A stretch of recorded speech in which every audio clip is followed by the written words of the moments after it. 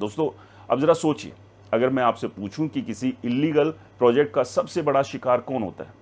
Builder, सरकार, authority, या फिर वो आम आदमी जिसने अपनी पूरी ज़िंदगी की बचत लगा दी? जवाब है आम आदमी, यानी आप।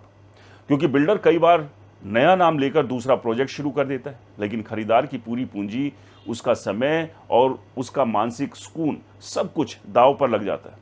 अब आपको बताते हैं कि आखिर नोएडा अथॉरिटी को इतना बड़ा कदम क्यों उठाना पड़ा।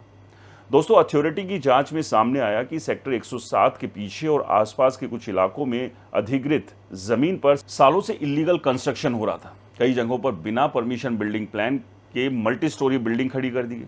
जिन खसरा नंबरों का सरकारी रिकॉर्ड में अलग दर्जा था, उन्हीं पर फ्लैट बेचने का कारोबार चल रहा था।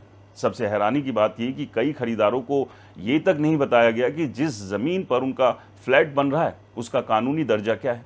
अब यहाँ एक सवाल मैं आपसे पूछता हूँ, अगर कोई डॉक्टर आपको बिना जांच के ऑपरेशन करने लगे तो क्या आप मान जाएंगे? नहीं ना। तो फिर करोड़ों रुपए की प्रॉपर्टी बिना जांच के कैसे खरीद लेते हैं?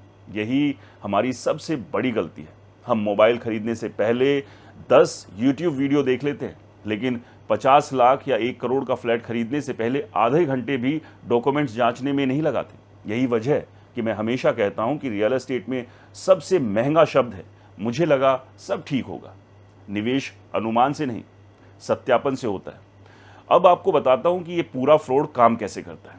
सबसे पहले कुछ लोग ऐसी जमीन तलाशते हैं जो कानूनी रूप से विवादित हो, अधिग्रहित हो या जिस पर विकास की परमिशन ना हो। फिर उस जमीन को छोटे छोटे हिस्सों में बांटकर बेचने की तैयारी होती है। उसके बाद social media, WhatsApp, property portal और लोकल ब्रोकर्स के जरिए प्रचार प्रसार शुरू होता है।